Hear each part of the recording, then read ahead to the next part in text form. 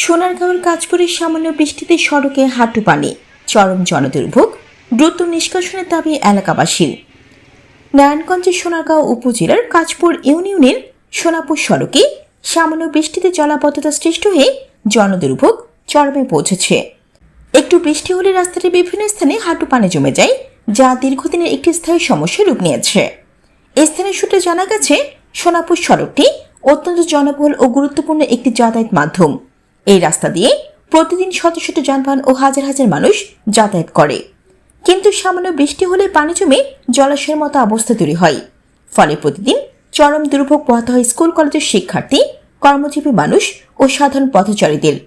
বিশেষ করে রিক্সা, অটোরিক্সা ও ছোট যানবাহন চলাচলের সময় প্রায় ছোটখাটো দুর্ঘটনা ঘটছে। এলাকাবাসীর অভিযোগ, জমে থাকা পানি নিষ্কাশনের জন্য এর আগেও স্থানীয়ভাবে কয়েকবার ড্রেন পরিষ্কার করা হয়েছে, তবে ড্রেনেজ ব্যবস্থার স্থায়ী কোনো সমাধান না হওয়ায় তাতে কোনো সুফল মেলেনি। একটু বৃষ্টি নামলেই পুরনো চিত্র ফিরে আসে এবং পানি আটকে জলাবদ্ধতা সৃষ্টি হয়। স্থানীয়দের দাবি, কর্তৃপক্ষের উদাসীনতার কারণে দীর্ঘদিন ধরে এই দুর্ভোগ পোহাতে হচ্ছে।